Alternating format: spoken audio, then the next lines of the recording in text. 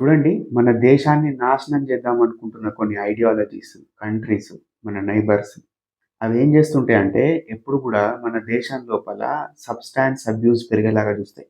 అంటే మన దేశ యువత గంజాయి, ఆల్కహాలు, డ్రగ్సు, హెరాయిన్, కొకైన్, మాదక ద్రవ్యాల లోపల మునిగిపోయేటట్టు చేస్తాయి.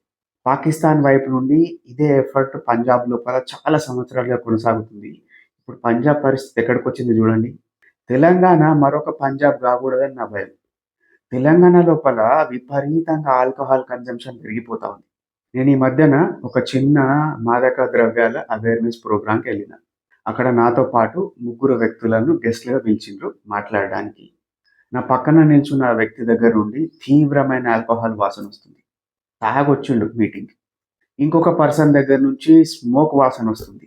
సిగరెట్ తాగిన వాసన, పొగాకు వాసన. చూడండి, మీ లైఫ్ లోపల మీరు ఆ పదార్థాలను సేవించుకుంటా, మీరు ఇంకొకళ్ళకి ఏ విధంగా చెప్పగలుగుతారు? ఇది వాడొద్దు అని. ఆ మాటలు వింటున్న పిల్లలకు, అరే! వీడి లైఫ్ లోపల తాగుబోతూ, తిరుగుబోతూ, సిగరెట్ తాగుతాడు, మందు తాగుతాడు, వేరే వేరే వ్యవహారాలున్నాయి. వీడు చెప్పింది నేను ఎందుకు ఇనాలని అనుకుంటారు గదా! మనం ఒక మాట చెప్తున్నామంటే, మనం ఆ మాట పైన నిలబడే వ్యక్తులమై ఉండాలి. లేకుంటే అది మనం ఆచరిస్తున్న వ్యక్తులమై ఉండాలి. నేను ఆ వ్యక్తిని పక్కకు తీసుకుపోయి అడిగిన, "సార్ ఏం సార్ మందాకొచ్చిర్రు ఇక్కడికి?"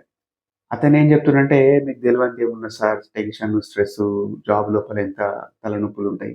జస్టిఫై చేసుకుంటున్నాడతను. అంటే ఏదైనా సబ్‌స్టాన్స్ లోపల మీరు పూర్తిగా ఇండల్జ్ అయిపోతే విచక్షణ కోల్పోతారు. కామన్ సెన్స్ అనేది తగ్గిపోతది. పేషెన్స్ అనేది తగ్గిపోతది. లైఫ్ పైన గ్రిప్ కోల్పోతారు. నేనెప్పటికైనా జెప్తా, ఏముంది అందులోపల సబ్‌స్టాన్సెస్ లోపల సంబరం. అవి లేకుండా బతకలేమా? మంచి ప్రొడక్టివ్ జీవితం గడపాలంటే స్మోకింగ్‌కి, ఆల్కహాల్‌కి దూరంగా ఉండమనే చెప్తా నేను.